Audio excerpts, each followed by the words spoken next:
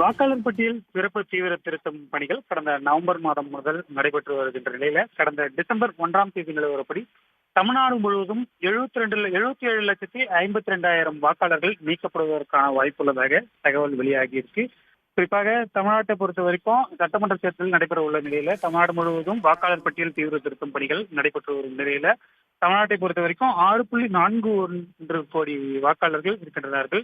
இதுல பொறுத்த வரைக்கும் மொத்தம் 6.36 கோடி கணக்கீடு படிவங்கள் வீடு வீடாக சென்று வழங்கப்பட்டிருக்கின்றது.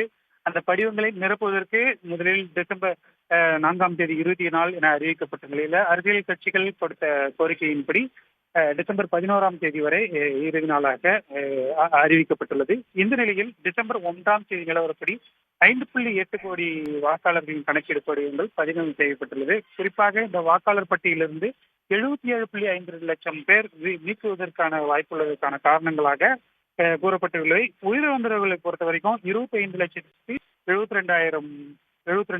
லட்சம் பேர் நீக்குவதற்கு உயிரிழந்தவர்கள் நீக்கப்பட்டிருக்காங்க.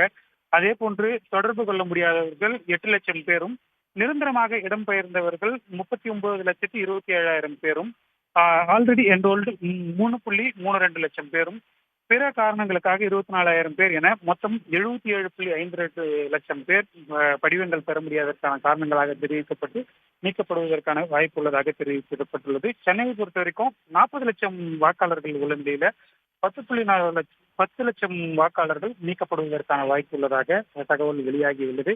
குறிப்பாக 11ஆம் தேதி அந்த வாக்காளர் பட்டியல் தீவிர திருத்தத்திற்கான கணக்கீடு படியும் சமர்ப்பிப்பதற்கான இறுதி நாளாக உள்ள நிலையில விரைவில் சமர்ப்பிக்கப்பட வேண்டும் என்றும், அதாவது அந்த வரைவு பட்டியல் வெளியான பின்பு அதன் பிறகாக அந்த படிவங்கள் இருக்கக்கூடிய பிழைகள் மற்றும் ஆவணங்கள் உள்ளிட்ட பல்வேறு காரணங்களால வாக்காளர் பட்டியலிலிருந்து அந்த பெயர்கள் மேலும் அதிகமாக நீக்குவதற்கான வாய்ப்புகளும் நீக்கப்படுவதற்கான அபாயம் உள்ளதாகவும் தகவல் வெளியாகியுள்ளது.